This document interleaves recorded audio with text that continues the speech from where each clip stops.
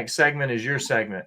Before we do match of the week and we talk about our favorite matches from All In, though, you have the floor because you did something last night that was pretty fun. And we are one of the premier independent wrestling podcasts out there. Bo, what'd you do last night? Who'd you see? I got to see Will's good friend. With my own eyes, my flesh and blood. I breathed the same air as this man, Mr. Miles Blackwell. Love that man. Me and Nicole went to a CCW show last night. It's the first one I went to. The venue had AC. They had concessions, and they didn't have an intermission.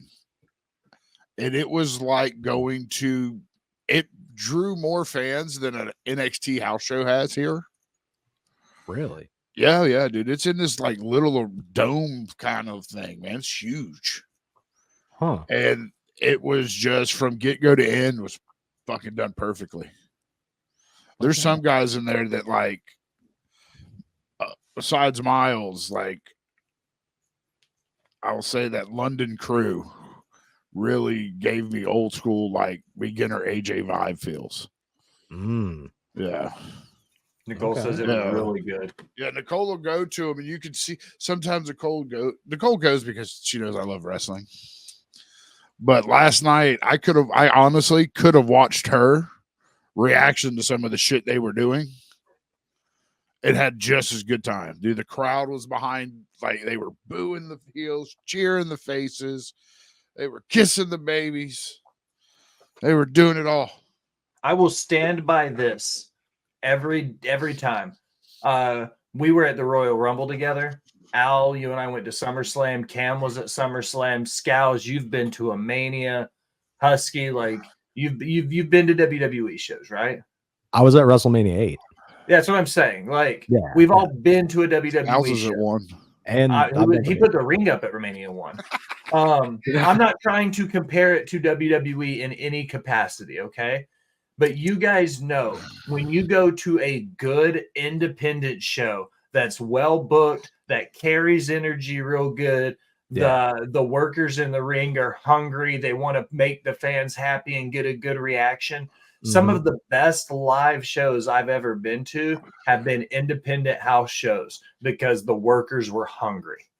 And I love that for you. Continental Championship Wrestling, all the free shout outs for those guys and gals down there in Jacksonville. They've got a great person holding the pencil, a fantastic champion, and Miles Blackwell, the machine. The former as of last night. Breaking news, ladies and gentlemen. Bryce got the win over Miles. Bryce did pick up the win over Miles last night.